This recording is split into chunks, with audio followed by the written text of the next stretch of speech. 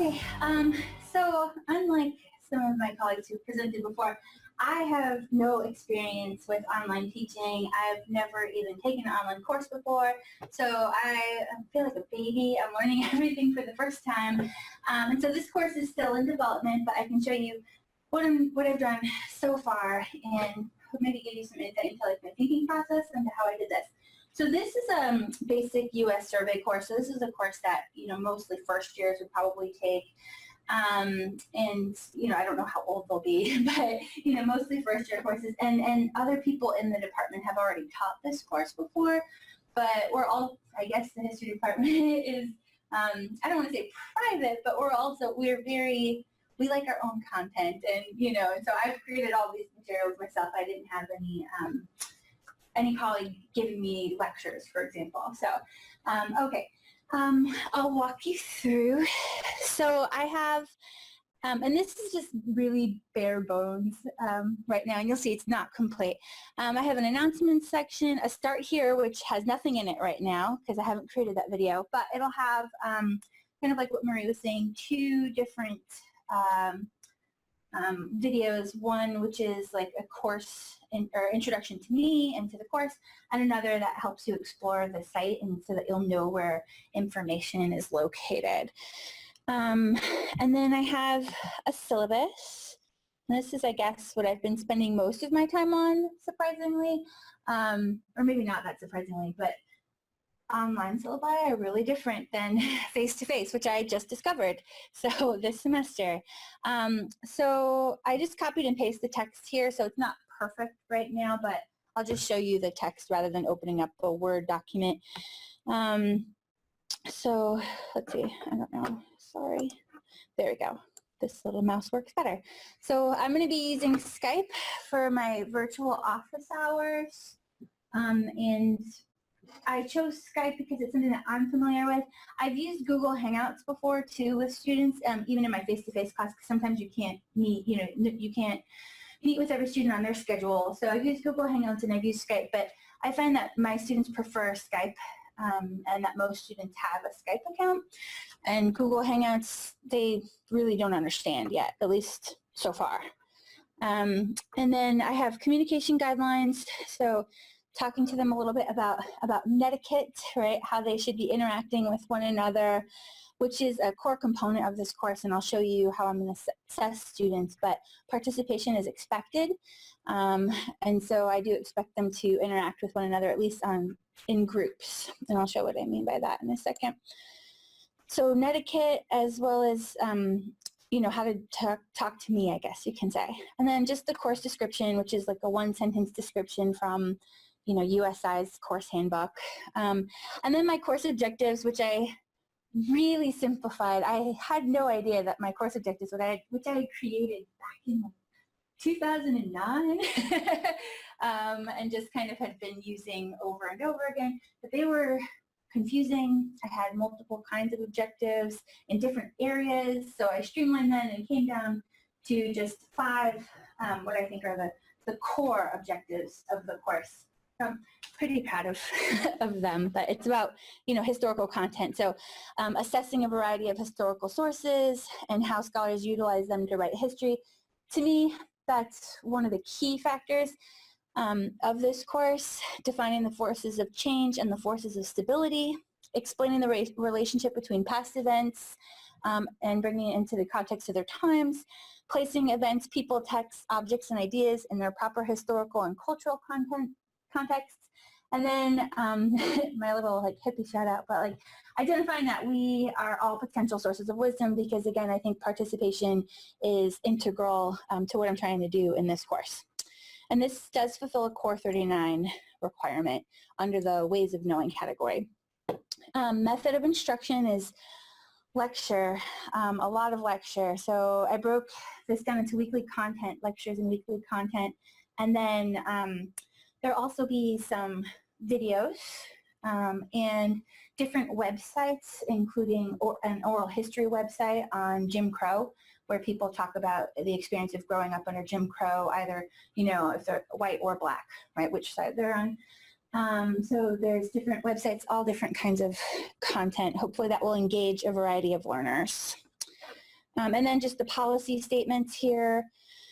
This was a whole section that I lifted, thank you, from you guys down here about technical support and the kinds of things that you need to have. And then I have a little thing here about course evaluations, and then my expectations, what I expect from students, and how I assess late work, and then the grade breakdown. Okay, so this isn't a class that you'll be taking on your own time. I expect everybody to work at a similar pace, I guess. So that's why there is late work. Okay, potentially. So here's my grade breakdown. I'll be using VoiceThread for discussions, and I've not created one yet, otherwise I'd show it to you, but I'm a little bit behind. What I envision with the VoiceThread discussions will be like me talking about a specific reading, primary source reading, and then asking some pointed questions. And the discussions the class is broken down into 3 different groups. So not everybody will be responding in the same group, right, in the same session. So hopefully that'll cut back on some, well, he already said what I wanted to say kind of stuff. And so I expect students to respond, and they'll have a variety of means to respond. I don't know if you've used VoiceThread yet, but they can respond with a video, they can respond with audio segment, or with text. So they can respond any way they want. And I'll show you, I have a brief minute, I can show you how I will assess this particular component. There's also content and reading quizzes. That's really just to ascertain that they've been following the lectures, because I have no tests. I know this is a Core 39 course, it's for undergrads, but I guess I went to an undergrad where we didn't have tests, and so I don't I don't know how to do tests right. So I don't do tests, I do lots of written assignments, but I do have quizzes. And so students, I find, have less anxiety if it's called a quiz than if it's called a test. So the quizzes are multiple choice, and it's really just about historical content. And then there's the race relations document analysis. That's another word for essay. So this is essentially they'll have to read 7 short, very short, including 2 pictures, documents, and then write an analysis of it.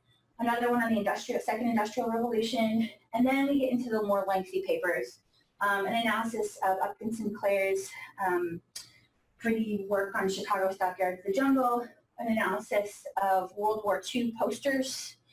And for all of these analyses, the last 3, they have to combine, or these 2, I should say, they have to combine primary source, which is the Jungle and the posters, with approved secondary sources that I've told them about, which are the lectures, the textbook, and I think there's like one other thing, two articles for this one. And then finally, a comprehensive analysis where they have to answer whether or not they think the society has changed more in the United States from 1865 to 1920 or from 1920 to 1990. So, and they have to have a number of examples. All right, so I know we're kind of short on time, but I just wanted to show something that I thought was kind of cool that I found. Well, here's the assessments real quick. So I break it down into the different components, and as you can see, it's not quite finished. But the analyses, this is where they will be able to read what I expect for all the different papers. And then the quizzes, and right now there's just one quiz. Oh, it's not even up yet. I didn't make that content available, but that quiz is just a navigation quiz, honestly, like where can you find this information? And then, so in order to go further in the course, you actually have to pass this first quiz. So at least they know where things are. I'm trying to think if I have office hours. Laura helped me with this, talking about where to go to find Skype help and how to set it up in case they don't know. And then there's the course schedule, which I don't think maybe I updated. I don't know if I updated this. No, I haven't updated this because it still has a midterm. Because originally when I was thinking about this, I was like, I guess I'll try a midterm and a final. So it's not updated, but you can see how I've thought at least about the course and the content and the written assignments. And what would be coming up. Although I have to change this because this is not just written assignments. Like, for example, I'm going to have them do a VoiceThread bio instead of a written one, and then these are all VoiceThread, so it's not written, so I have to change that. But, and it's updated on my version, but I forgot to upload it. And then I think, sadly, I think I didn't upload yet my rubric for how I'm going to assess the VoiceThread discussions. But I found this fantastic rubric. I want to say it was from Arizona State, and I kind of tweaked it to make my own. And it talks about, like all the different components that you have to do in order to get an A for participation on a particular assignment, or a B or a C. And so I have that, which I haven't yet posted, but I will make it available so that students know immediately, what they're doing and where they're going. So I think that's about it. Do you guys have any questions? Any questions, Dr. Gress? How large will the class be? Cap at 25. Yeah. You've been doing quite a bit of grading. I know. Yeah, I'm getting used to it, but yeah, I think so.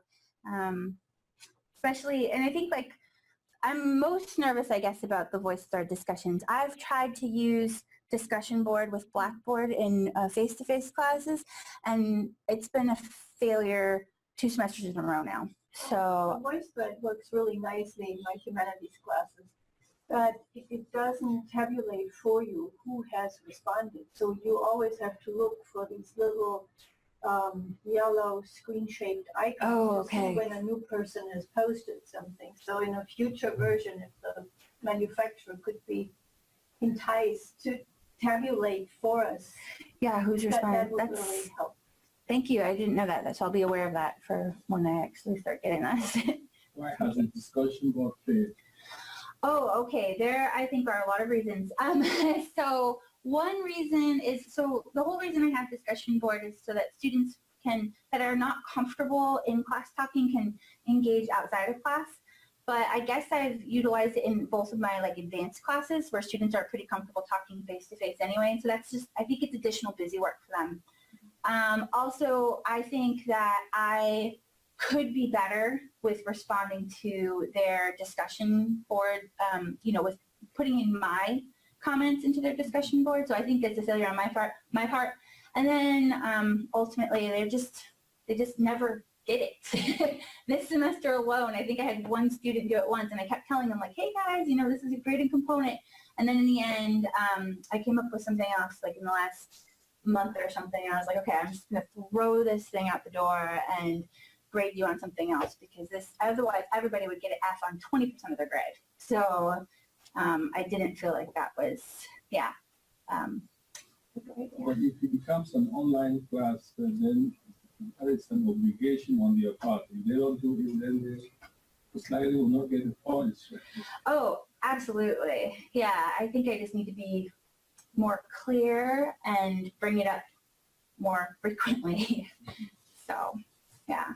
But this was my first time trying discussion board this year. And first semester it went okay, and then this semester it was terrible. But there was, to be fair, in the end there was only 4 students in the class. And so there was constant interaction every day. And so the discussion board, I think, was just redundant. So, and that's why in the end I said, okay, I'm just going to throw away this and figure out a new assignment, because I felt like it was a failure on my part ultimately. You have a way to hold them accountable. Yeah, I think you're right. But you also have to be very clear instructions of what you need from the kids. Yeah. That's the challenge there. Yeah, I think so. And so, which I really wasn't that clear about until I took this this little workshop, and then I went, oh, I should actually have a rubric available to them and how I'm going to grade this. And so it's been helpful to think about that for future face-to-face too. Because they can't see the expression in your face when you look angry or disappointed. True. I think you'll like VoiceThread. My students like VoiceThread a lot better, and they really do seem to get that community feel because they can see each other and they'll come up with comments. Oh, I didn't even know you were in the class. Yeah, because they don't know each other's name, Yeah. but they know each other's faces. So do you find that students tend to do a lot of webcam stuff, or are they mostly just typing or Type a lot. typing a lot in their class? My students type because it's writing class, but this semester I did they were both face-to-face, and we combined 2 classes together. And so it's really kind of funny because my students are used to writing, so they wrote, but then the other class, which was journalism, which you would have thought they wrote, they did the video. Oh, So, and I Interesting. think partly the instructor encouraged them to do that. So then about halfway through, you kind of got a mix. They kind of chose which platform. very cool. Yeah. Well, thank you. Okay, thanks everybody for coming out.